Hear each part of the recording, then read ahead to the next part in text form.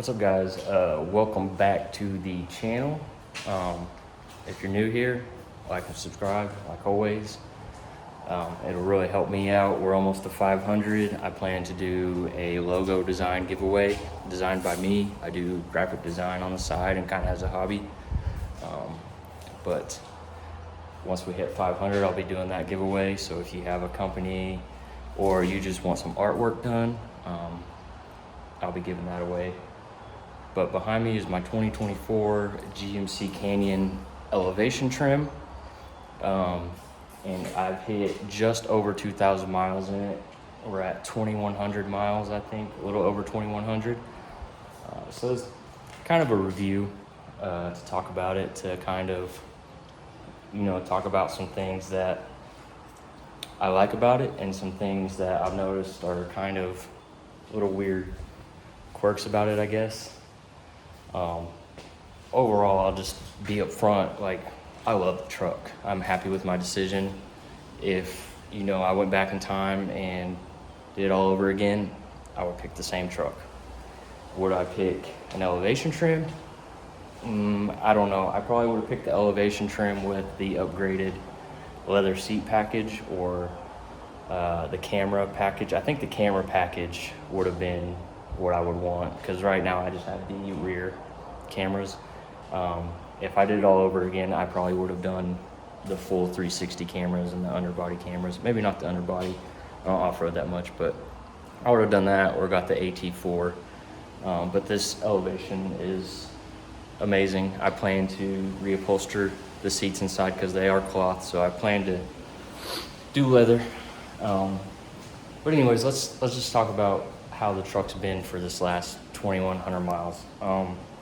I have towed a few things so far, and it tows good.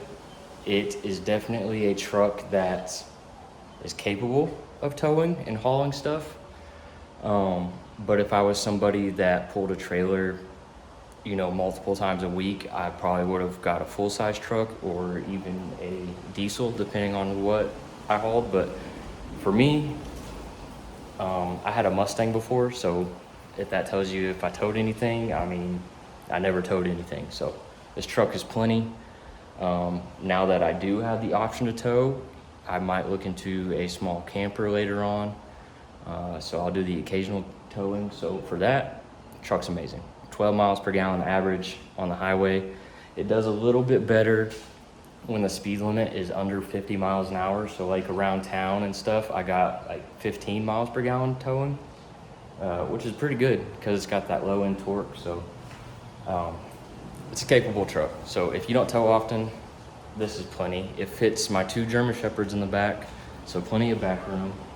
I'm 5'8", so seat room, leg room is plenty for me, even in the back seat. Even if you're, we're 6'2", the back seat has plenty of room. The truck has been amazing. I went with the 2024 because it has the upgraded, it has the 11-inch dash standard across all trims for the 2024 versus the 2023. You only get the 8-inch. So that's why I went with the 2024, and I haven't had any computer issues or CarPlay issues. I think once or twice my CarPlay disconnected, but it connected right back, so it wasn't a big deal. And just to be upfront, that's not just this truck. We have a Volkswagen Taos, and it freezes up all the time. I think it's just the wireless CarPlay. I've seen multiple cars do it. It's just either your phone gets hot and it freezes up, or some kind of Bluetooth connection interference. It is going to happen to any vehicle. So this has been good, technology wise. Some of the things I don't like is I don't mind going into the screen for the headlights and stuff. Let's go ahead and hop in the truck. So I've got the truck turned on. Make sure this is down. Hopefully my phone doesn't connect. I turned everything off, Wi-Fi and Bluetooth. Excuse me. But as I was saying, I don't mind the lights. Cut my finger. I don't mind the lights being up here. Like, this is fine. This is completely fine. I leave it on auto. Most people are going to leave it on auto.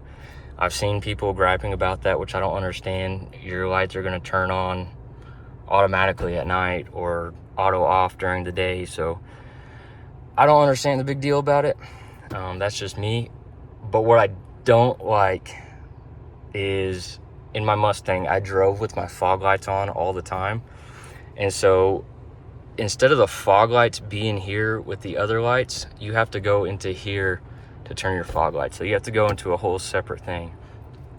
And that in itself isn't a big deal, but every time you turn the truck off and back on, you have to hit the fog lights again, because they do not stay on. They automatically turn off. And that might be, you know, a legal thing, because technically in some states it's illegal to drive with your fog lights on. And I get it, but like here, nobody gets pulled over a ticket for fog lights. So I don't know. I just like having that extra lighting, I guess. And then one of the things is, this is cool, this all windows down, but what I don't understand is it's not automatic down. Like, you push it and they go a little bit. You can't go back up, which I think would be nice.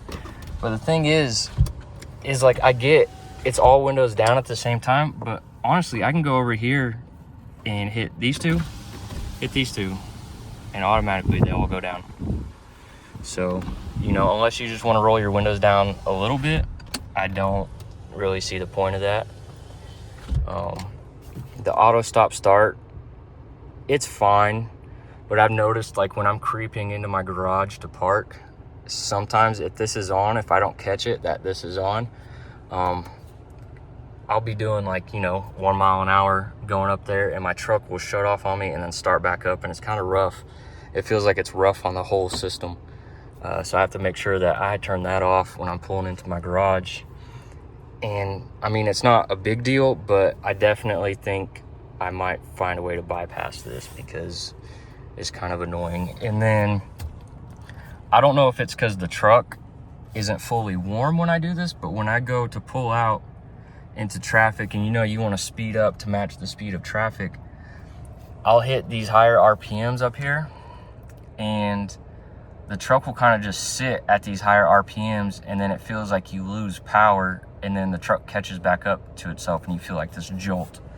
I don't know if it's because the truck's still not warmed up completely or what. It's only happened a few times. Something I'm going to try to pay attention to, see if I can catch it.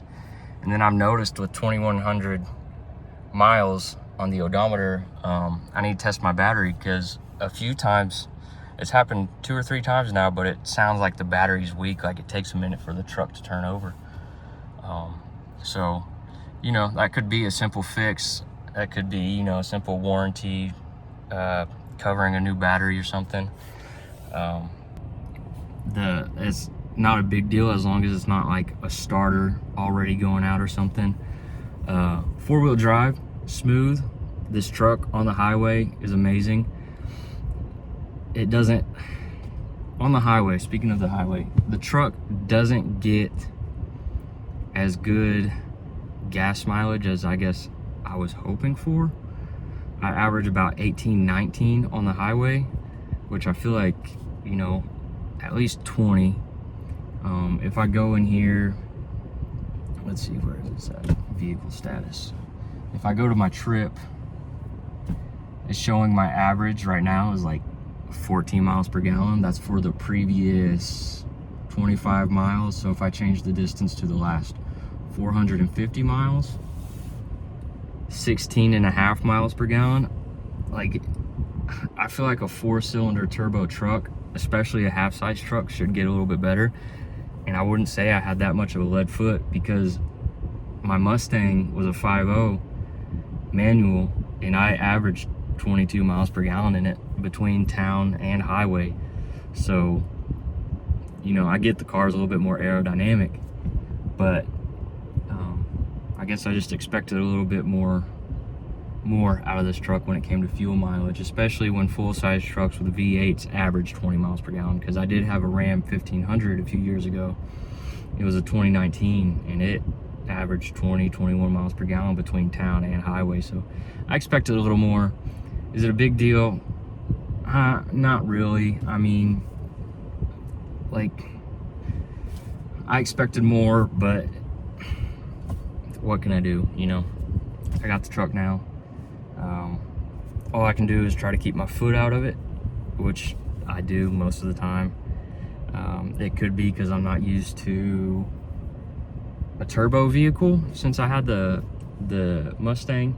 So it could be I'm putting my foot into the gas a little more to get that turbo to spool up a little faster. So maybe that's just my fault and I need to pay a little bit more attention. One thing I did notice about this truck is GM is known for their Super Cruise, which should be one of the best autopilots on the market when it comes to vehicles. This obviously doesn't have it. I don't think any of the Canyons or the Colorados have it, but it does have the lane keep assist, which my Mustang had that, and it only kind of like bounced you back and forth and shook the steering wheel. This one seems to be more autopilot. Like, it'll take turns and everything for you to an extent. And so I've noticed that, so that's nice to have on the highway, especially early mornings, you know, when you're kind of still waking up, drinking your coffee or whatever. It kind of helps you. The forward collision's a little bit sensitive, but it hasn't like hit the brakes on me or anything. I've heard that happen to some people. Hopefully it doesn't happen, because that can be dangerous. But that hasn't happened. Overall, this truck's been amazing. One thing I need to get, and I suggest you guys get it too, is a microfiber cloth, because the dust on these big screens is ridiculous. Like, the whole thing is dusty. I mean, I did take this down to the river, so it got a little sand in the truck, a lot of dust, but like all this piano black and this screen, it's covered in dust. I need a microfiber cloth and wipe it down. But this piano black, speaking of that, I plan to all this piano black, I believe it's just this center console, and then up here where your auxiliary buttons are, I plan to wrap that with like a matte, like I found wraps that look like the camo that's down in the cup holders. I plan to wrap that so that I don't have to worry about scuffing it or whatever. So we'll see how that goes. But like this I believe it's 8-speed. This transmission is smooth. I don't ever feel it shift. Even when pulling a trailer, I never really noticed it shifting. This truck has been amazing. If you're on the fence, I would say take these few things into consideration. Do you pull often? Do you need the occasional 4-wheel drive? And how much cab space do you need? And if you have an answer to all those, and let's say you don't need that much cab space, you're a smaller person like me, or you know, you don't ever have anybody in the back seat but a dog, you tow like a few times out of the month, and you like to 4-wheel drive, this is the truck slash toy for you, because it can do, it's capable. But this is, I mean, if you guys have any questions about the truck, leave them in the comment below. I'm really trying to reach 1,000 subscribers. I'll be upfront, like when you hit 1,000, that's when your channel gets monetized. I've got the hours watched. I've met that goal, so now I just need the subscribers. And I will do giveaways at every milestone, you know, 500 subscribers, 1,000 subscribers, 2,000 subscribers, whatever. They'll all be different. This first one, I'll do a logo or art design for whatever you guys want. I'll do that giveaway. But yeah, and the cloth seats, they're sturdy. I have no worries about my dogs scratching them or ripping them, even though I do have a seat protector back here, but I have no worries. The only thing that worries me is if I spilled like some ranch or something, if it would stain. That's the only thing that worries me. But I'm gonna go as long as I can with these, and then I might get them reupholstered to some tan leather that kind of matches the paint outside. But this truck is amazing. Like, I was on the fence when trading in my Mustang because I custom ordered it, got the red leather seats, everything in it. So I was on the fence, traded it in, haven't looked back since. This was worth it, and I'm hoping this truck lasts a while. We'll see how this turbo goes. I know people say like the turbos are iffy, but look at Ford EcoBoost. Those things have lasted, you know, what was it, like 2014 when they came out? Those things have been reliable for the most part. So I'm not worried. I'm not gonna be towing a whole lot, and if you guys are worried like I was about, you know, towing trailers, about being at high RPMs, when I towed a 3500 trailer with a 1500 pound mower on it, I did not go above 2500 RPMs. Now granted, there was once when I was trying to go onto an on-ramp and had to speed up a little bit, I did hit about 3200 RPMs, but that was it. That happened like one time, and that was in the tow haul mode. So this truck is a very capable truck. I would say don't worry about the turbo engine. They've been around for years now. They're proven to be reliable. If I got a full-size truck, would I get a 4-cylinder turbo? Probably not, but mid-size truck, yeah. Like, this does everything I need it to do. So if you're on the fence, I say do it, because it's worth it. But I will see you guys in the next video. Hit that like and subscribe. It'll really help me out. And I'm doing giveaways at 500. I'll probably do 2 giveaways at 500 subscribers to do 2 different people. You know, if you need a logo design for your business, I got you. Or if you just want like a tattoo design or some kind of art design for posters or something, or even if you want your vehicle, you know, drawn up or whatever, I can do that. But yeah, I'll see you guys in the next video.